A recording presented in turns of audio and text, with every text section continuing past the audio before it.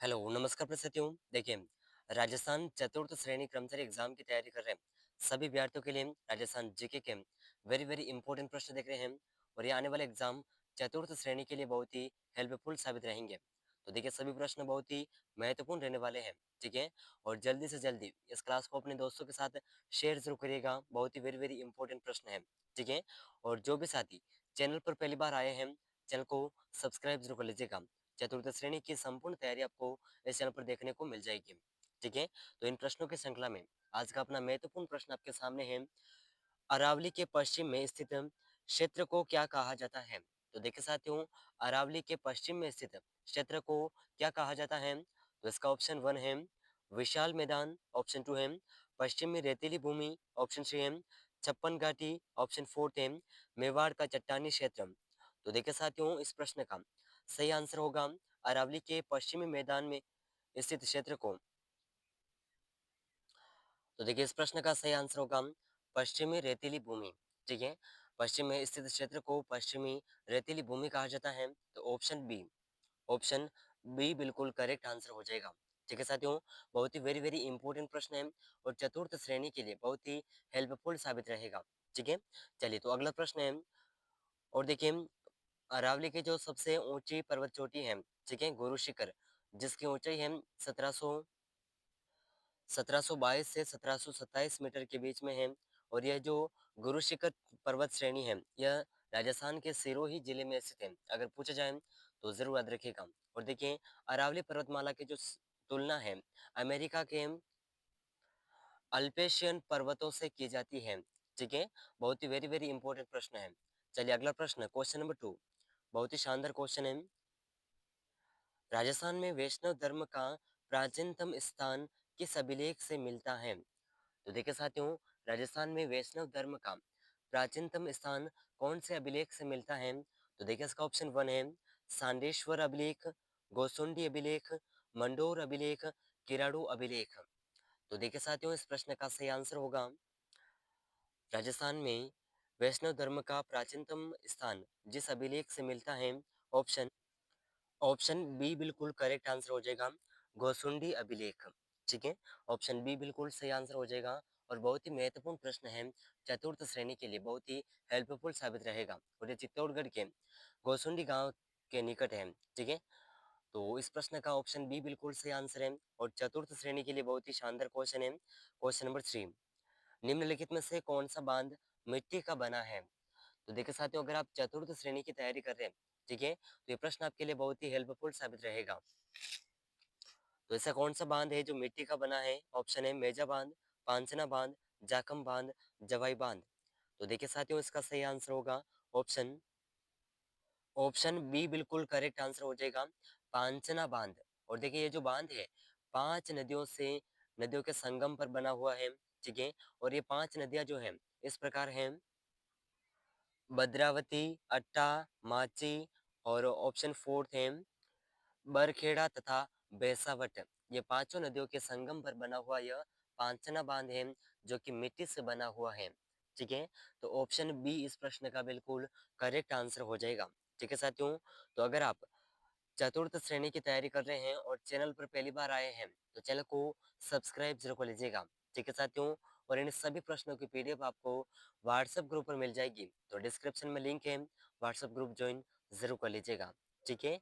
चलिए, अगला next question, question number fourth, राज्य सरकार द्वारा एक अध्यादेश जारी कर किस मंदिर ट्रस्ट का अधिग्रहण कर लिया गया। तो देखिए साथियों, इसका ऑप्शन वन है सांवला जी मंदिर ट्रस्ट चित्तौड़गढ़ का, गलता मंदिर ट्रस्ट जयपुर का, ब्रह्मा मंदिर ट्रस्ट पुष्कर का, किसी का भी नहीं।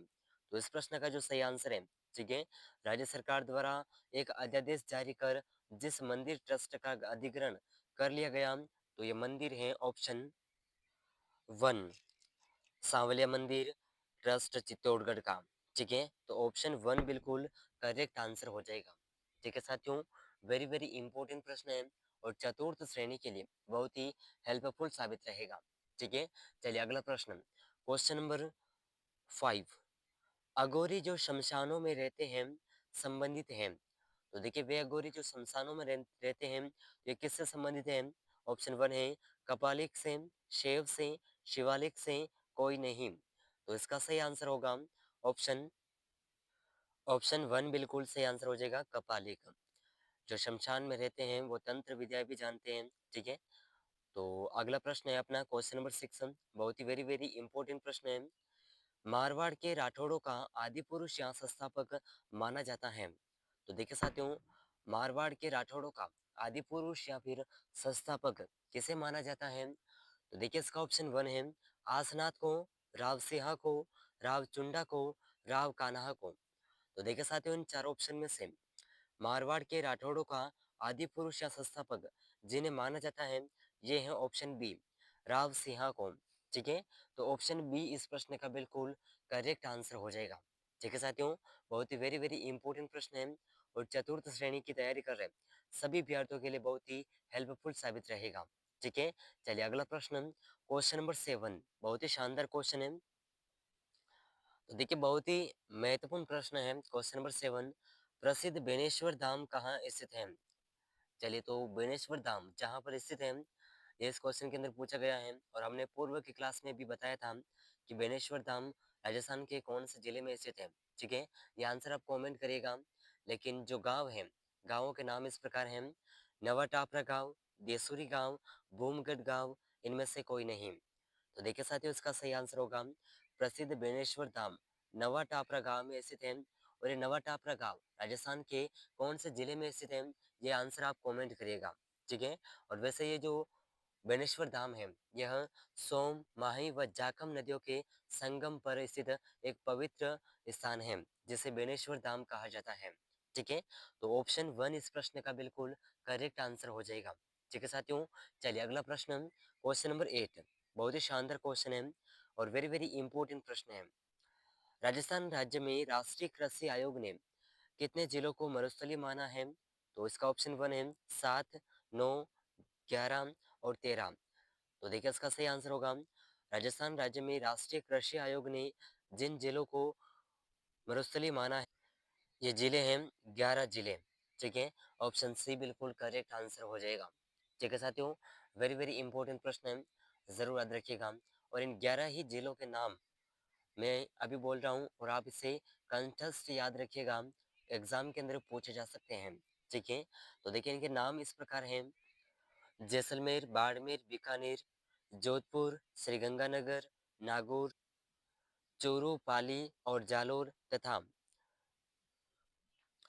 सीकर व झुंझुनू, इन जिलों को मरुस्थलीय माना है।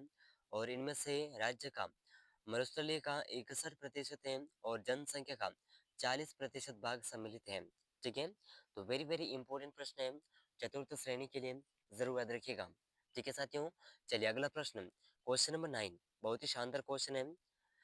बिजोलिया के किसानों के द्वारा चांदी की राखी किसे भेजी गई थी? तो देखिए साथियों, बिजोलिया के किसानों द्वारा चांदी की राखी किसे भेजी गई? तो इसका ऑप्शन वन है मोतीलाल तेजावत, गोविंद गिरी, नानक जिबील, गणेश शंकर।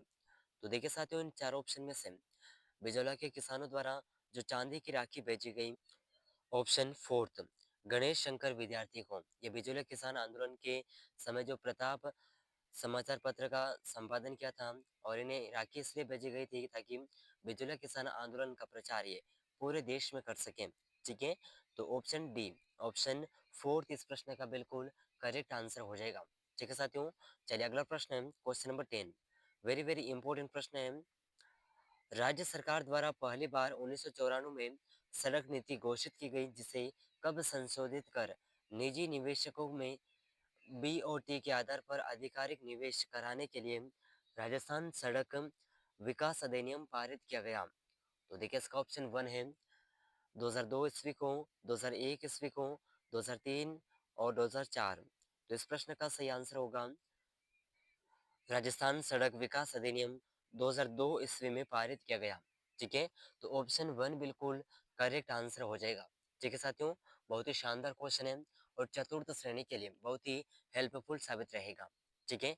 चलिए अगला प्रश्न क्वेश्चन नंबर 11, बहुत ही शानदार क्वेश्चन है। राजस्थान में सर्वाधिक औद्योगिक इकाइयाँ किस जिले में स्थापित हैं? तो देखिए सर्वाधिक औद्योगिक इकाइयाँ कौन से जिले में हैं? तो इसका ऑप्शन वन है अलवर, जयपुर, दौसा, अजमेर। तो इन चारों ऑप्शन में से इस प्रश्न का सही आंसर होगा ऑप्शन बी, जयपुर में सबसे ज़्यादा स्थापित हैं और सबसे कम जो औद्योगिक इकाइयां हैं राजस्थान के जैसलमेर और बारां जिले में स्थित हैं, स्थापित हैं। ठीक है, तो ऑप्शन बी इस प्रश्न का बिल्कुल करेक्ट आंसर हो जाएगा। ठीक है साथियों, बहुत ही शानदार क्वेश्चन है और वेरी वेरी इंपॉर्टेंट प्रश्न है। ठीक है, जरूर याद रखिएगा। चलिए, तो अगला प्रश्न है क्वेश्चन नंबर 12। मारवाड़ में दामनी क्या है? तो देखो साथियों, ये दामनी क्या है? तो इसका ऑप्शन 1 है कलात्मक ज्योतियां, ओढ़नी का एक प्रकार, सिंचाई करने का औजार, एक राजस्व कर। तो देखिए, इन चारों ऑप्शन में से राजस्थान में मारवाड़ में जो दामनी है ये क्या है? तो इसका सही आंसर होगा ऑप्शन बी, यह एक ओढ़नी का एक प्रकार है। ठीक है, तो ऑप्शन बी बिल्कुल करेक्ट आंसर हो जाएगा। चलिए, अगला प्रश्न है क्वेश्चन नंबर 13। किस योजना के अंतर्गत शहरी क्षेत्रों में एक समय का भोजन रियायती दरों 5 रुपये मात्रा में उपलब्ध कराना उद्देश्य है? तो ये कौन सी योजना है? तो इसका ऑप्शन 1 है अक्षय कलेवा योजना, ऑप्शन 2 है अक्षय भोजन योजना, ऑप्शन 3 है अक्षय पेट पूजा योजना, ऑप्शन 4 है अक्षय अन्न योजना। तो देखिए, इसका सही आंसर होगा ऑप्शन 1 अक्षय कलेवा योजना। ठीक है, अगला प्रश्न question number 14, very very important प्रश्न है। निम्न में से राजस्थान की इंदिरा गांधी नहर के प्रणेता कौन थे? तो देखिए, इसका ऑप्शन 1 है गोविंद वल्लभ पंत, ऑप्शन 2 है ऑप्शन श्री कंवर सेन, ऑप्शन 3 है गंगा सिंह, इनमें से कोई नहीं। तो इंदिरा गांधी नहर परियोजना के प्रणेता कौन थे? तो देखिए, इसका बी ऑप्शन बी बिल्कुल करेक्ट आंसर हो जाएगा, श्री कंवर सेन। ठीक है, बहुत ही वेरी वेरी इंपॉर्टेंट प्रश्न है और चतुर्थ श्रेणी के लिए बहुत ही हेल्पफुल साबित रहेगा। और ये जो योजना है ये बनाई गई थी 1948 ईस्वी में। ठीक है, तो ऑप्शन बी बिल्कुल ज़रूर याद रखिएगा, बहुत ही शानदार क्वेश्चन है। ठीक है, चलिए अगला प्रश्न है क्वेश्चन नंबर 15, बहुत ही वेरी वेरी इंपॉर्टेंट प्रश्न है। चित्तौड़ के तीसरे साके में जौहर का नेतृत्व किसने किया? तो देखिए, इसका ऑप्शन 1 है रंग देवी, ऑप्शन 2 है फूल कंवर, ऑप्शन 3 है कर्मवती, ऑप्शन 4 है पद्मिनी। तो देखिए साथियों, चित्तौड़गढ़ दुर्ग के तीसरे साके का नेतृत्व किस ने किया था? तो इसका ऑप्शन 1 है फूल कंवर, रंग देवी, कर्मवती और पद्मिनी। इन चारों ऑप्शन में से जो इस प्रश्न का सही आंसर है आप कमेंट करिएगा। ठीक है, और ये जो युद्ध है, ठीक है, 1567 ईस्वी के मध्य में यह जौहर हुआ था। अकबर ने चित्तौड़ पर आक्रमण किया था, उस समय महाराणा थे महाराणा उदय सिंह। ठीक है, चलिए, तो अगला प्रश्न है क्वेश्चन नंबर 16, बनेरघट्टा राष्ट्रीय पार्क कहाँ स्थित है? तो देखिए साथियों, बनेरघट्टा राष्ट्रीय पार्क, इसका ऑप्शन 1 है हिमाचल, कर्नाटक, केरल और मध्य प्रदेश। तो इन चारों ऑप्शन में से इस प्रश्न का सही आंसर होगा बनेरघट्टा राष्ट्रीय पार्क कर्नाटक में स्थित है। कहाँ पर है? कर्नाटक में। तो ऑप्शन बी बिल्कुल सही आंसर हो जाएगा। ठीक है, चलिए अगला प्रश्न है क्वेश्चन नंबर 17, राजस्थान में ताम्रयुगीन सभ्यताओं की जननी कही जाती है? तो देखिए, इसका ऑप्शन 1 है गणेश्वर, नोह, बेराठ, सोंथी। तो ताम्रयुगीन सभ्यताओं की जननी किसे कहा जाता है? तो इस प्रश्न का सही आंसर होगा ऑप्शन 1। ठीक है, गणेश्वर सभ्यता को ताम्रयुगीन सभ्यताओं की जननी कहा जाता है। तो ऑप्शन 1 बिल्कुल करेक्ट आंसर हो जाएगा। और ये जो सभ्यता है 2800 ईसा पूर्व की सभ्यता मानी जाती है। ठीक है, तो ऑप्शन 1 बिल्कुल सही आंसर हो जाएगा। चलिए अगला प्रश्न है question number 18, very very important प्रश्न है। 1191 और 92 के तराइन के युद्ध में किस चौहान शासक को आक्रमणकारी शहाबुद्दीन गौरी से लड़ना पड़ा? तो ऐसे कौन से शासक हैं जिन्होंने 1191 और 92 में तराइन के युद्ध में चौहान शासक आक्रमणकारी शहाबुद्दीन से लड़े थे? तो इसका ऑप्शन 1 है बिसल रासो, पृथ्वीराज प्रथम, पृथ्वीराज द्वितीय, पृथ्वीराज तृतीय। तो देखिए साथियों, इन चारों ऑप्शन में से, ठीक है, इन चारों ही ऑप्शन में से इस प्रश्न का सही आंसर होगा ऑप्शन 4 पृथ्वीराज तृतीय। इस युद्ध के सामने इन्होंने युद्ध किया था, ठीक है, शहाबुद्दीन गौरी से। तो ऑप्शन 4 बिल्कुल सही आंसर होगा। चलिए अगला प्रश्न क्वेश्चन नंबर 19, राज्यपाल विधान परिषद कितने सदस्यों को मनोनीत कर सकता है? तो देखिए साथियों, राज्यपाल विधान परिषद में कितने सदस्यों को मनोनीत कर सकता है? तो इसका ऑप्शन 1 है विधान परिषद के 1/6 सदस्यों को, ऑप्शन 2 है विधान परिषद के 1/10 सदस्यों को, ऑप्शन 3 है विधान परिषद के 1/4 सदस्यों को, ऑप्शन 4 है विधान परिषद के 1/12 सदस्यों को। तो देखिए इसका सही आंसर होगा ऑप्शन, बहुत ही वेरी इंपॉर्टेंट क्वेश्चन है और चतुर्थ श्रेणी के लिए बहुत ही हेल्पफुल साबित रहेगा। ठीक है, तो ऑप्शन 1 बिल्कुल सही आंसर हो जाएगा विधान परिषद के 1/6 सदस्यों को। चलिए अगला प्रश्न, क्वेश्चन नंबर 20। अलाउद्दीन ने रणथंभौर पर विजय प्राप्त की। तो देखिए साथियों, अलाउद्दीन ने रणथंभौर पर विजय कब प्राप्त की थी? 1300 ईसा पूर्व, 1301 ईस्वी, 1305 ईस्वी, 1308। तो इसका सही आंसर होगा ऑप्शन 2, 1301 ईस्वी में। तो ऑप्शन 2 बिल्कुल सही आंसर हो जाएगा, ज़रूर याद रखिएगा। ठीक है, बहुत ही वेरी इंपॉर्टेंट प्रश्न है और चतुर्थ श्रेणी के लिए बहुत ही हेल्पफुल साबित रहेंगे। तो देखिए इस क्लास के अंदर हमने 20 महत्वपूर्ण प्रश्नों को कवर किया है जो चतुर्थ श्रेणी कर्मचारी एग्जाम के लिए बहुत ही वेरी और इम्पोर्टेंट प्रश्न हैं। तो इन प्रश्नों में से आपके कितने प्रश्न सही हुए हैं, आंसर कॉमेंट ज़रूर करिएगा।